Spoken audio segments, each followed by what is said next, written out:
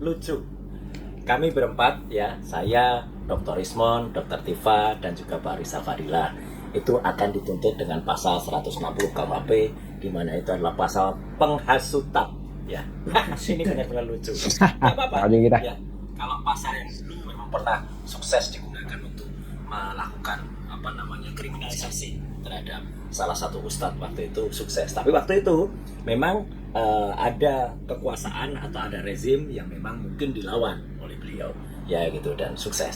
Tapi sekarang kita buktikan saja nanti apakah Presiden Prabowo masih akan membiarkan anak-anak bangsanya yang kami ini sebenarnya ingin mengungkapkan kejujuran dengan ilmu pengetahuan dan teknologi. Jadi ini pure science ya, untuk membuktikan kepalsuan skripsi dan juga kepalsuan ijazah. Kok malah mau dipidanakan dengan pasal penghasutan? Ya, jadi kami siap ya untuk menerima tantangan ini. 4 orang, Roy Suryo, Dr. Rismon, Dr. Diva, dan Pak Rizal Fadila akan dituntut dipidanakan dengan kasus atau pasal 150 KUHP, pasal penghasutan. Itu sudah benar dengan cara laporkan saja, Pak. Ini memang sudah termasuk penghasutan atau mengadu domba atau menjelekkan, mencemarkan nama baik orang. Udah pasti Roy Suryo dan kawan-kawannya ini emang harus pantas dilaporkan, Pak.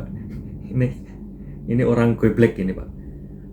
Mengaku-ngaku seorang pakar IT tapi tidak mengerti dasarnya dari mana kok dia menemukan ijazah Jokowi itu palsu dari temuan IT. Tapi dia tidak berani mengungkap bahwa itu temuannya dia. Takut juga. Kok membawa-bawa nama Pak Prabowo? Ngapain? Terima kasih untuk warga masyarakat ya, baik itu lawyer, profesor, guru besar, sivitas akademika, dan juga masyarakat termasuk ulama yang telah memberikan dukungan kepada kami. Dan sekali lagi, tidak perlu ada sumbangan apapun ya gitu, nanti malah dimanfaatkan oleh orang yang tidak berhak. Kami siap jawab tantangan kalau kami akan dipolisikan ya, atau akan diperkarakan dengan pasal 160 itu, karena itu sebenarnya pasal pengecut ya gitu. Kalau mau gentle, tuntut dengan pencemaran nama baik atau penghinaan yang dimana Jokowi harus lapor sendiri, dan ketika dia lapor sendiri kita adu bukti benarkah dia punya ijazah asli, yang itu kami berempat sudah kemudian memastikan bahwa ijazah yang selama ini dipublikasikannya yang itu oleh kader salah satu partai itu terpublish dengan tulisan asli, itu memang asli atau palsu. Jadi kami siap, kita tunggu di persidangan yang jujur, yang equality before the law, dan tidak ada kriminalisasi. Ya. Yang namanya forensik digital itu bukan sekedar zoom gambar lalu bilang ini aneh. Dengerin Roy. Menjadi analis forensik bukan sekedar bisa membedakan font Arial dan Times New Roman. Menjadi analis ada pelatihan, forensik, ada akreditasi, ada tanggung jawab di situ. Beberapa sertifikasi yang diakui secara internasional antara lain NCAS Certified Examiner yang dikeluarkan oleh OpenText, ada juga Certified Forensic Computer Examiner yang dikeluarkan oleh International Association of Computer Investigative Specialists. Saya cari-cari, saya googling, tidak ada informasi bahwa Roy Suryo atau Rismon punya sertifikasi itu. Kalau punya, silakan tunjukkan. Kalau nggak punya, ya maaf, itu seperti jadi pilot tanpa lisensi. Bisa terbang sih, tapi penumpangnya nggak dijamin sampai. Tapi mari kita berbaik sangka saja. Taruhlah mereka memiliki sertifikat itu atau yang setara dengan itu. Forensik digital bukanlah analisis pakai perasaan. Ia adalah proses ilmiah yang punya syarat teknis ketat. Sebagaimana dijelaskan oleh National Institute of Standards and Technology dan Scientific Working Group on Digital Evidence. Foto yang akan dianalisis itu tidak boleh sembarangan. Ada syarat khususnya. Yang pertama, format asli seperti RAW atau JPEG langsung dari kamera. Screenshot dari Twitter, maaf, tidak lolos seleksi administrasi. Yang kedua, tidak diedit, tidak dikompresi ulang, tidak diubah brightness-nya. Jadi, kalau pakai foto dari Facebook, siap-siap gagal total. Yang ketiga, metadata lengkap. Harus ada data waktu, lokasi, kamera, ISO, dan sebagainya. Hilang metadata sama dengan hilang kredibilitas. Oke.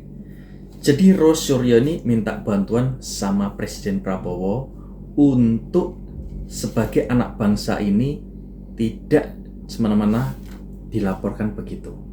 Jadi ini adalah Rosuryo akan membuktikan bahwa ijazah Pak Jokowi ini ijazah palsu. Dan dia mengucapkan terima kasih dukungannya para ustadz, kiai.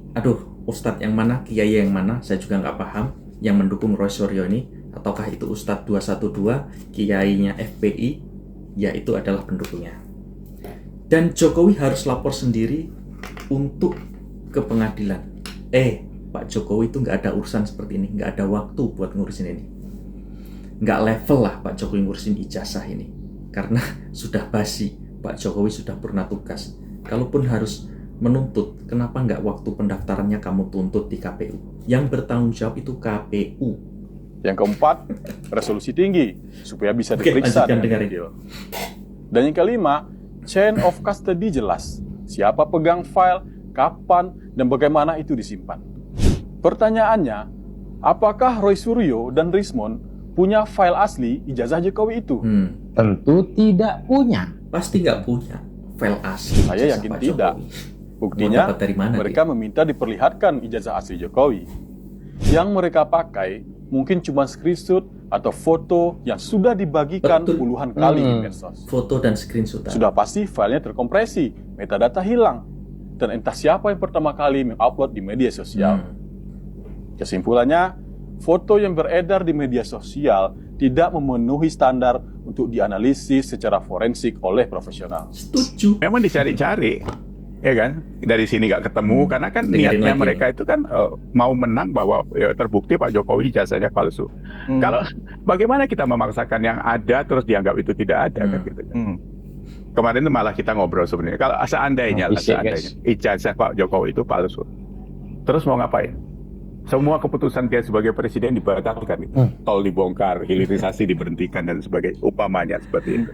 Tapi kalau kita masuk ke ranah situ lagi, apa pantas seorang Jokowi punya kelakuan seperti itu? Nggak pantas. Dibandingkan mereka yang seorang punya rekam Jokowi jejak yang kita tahu. tidak ada seperti kasus pernah Rosuryo jadi dan narapidana. kawan-kawannya. Rosuryo. Sebenarnya kan di situ. Jadi secara moral, akhlak dan sebagainya, mereka tidak akan menang sama Jokowi. Itu Moral, menurut saya. akhlak itu Ini kan kalau kita tidak akan benchmark, pernah kalau menang. kita ada tolok ukur yang Dari jelas. Rosuryo. Ini yang ngomong siapa untuk siapa itu loh, Mas Budi. Ya, kalau saya ngomongin Pak Jokowi gitu, terus saya merasa lebih benar gitu, pantas nggak Subiakto itu? Kan gitu kan? Jadi makomnya saja sudah beda. Terus ini ribut itu kan itu juga masuk ke ranah politik dan kepentingan lain.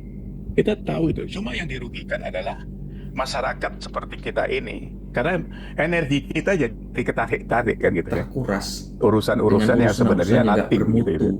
Ini memang harus diselesaikan. Saya memang berharap dalam waktu tidak lama lagi, karena sudah masuk ke ranah hukum, ini biarkan saja kita tunggu gitu kan. Kalau mereka ya digital forensik dan sebagainya, kan bicara digital ini kan sekarang kan. Ya kan. Zaman Pak Jokowi terima tahun 85, ijazah itu ya terima seperti itu, seperti ijazah SMA saya gitu. Mau apa yang mau dilihat kan gitu. Tapi itu tadi Mas Budi, jadi kepentingannya sudah kita tahu, yang saya katakan tadi. Jadi saya takutnya apa? Kalau pembusukan nasional secara tatanan negara ini kan sebenarnya membahayakan buat kita semua. Karena tidak bisa dihindari bahwa ada kepentingan asing yang bisa menyusup, ya kan? Kita ini kan negara kita ini pengalaman dengan Pak Karno, dengan Pak Harto, semuanya. Sekarang ini zaman global seperti ini, perang dagang Amerika, Cina, ini kan aksesnya jadi kemana-mana gitu.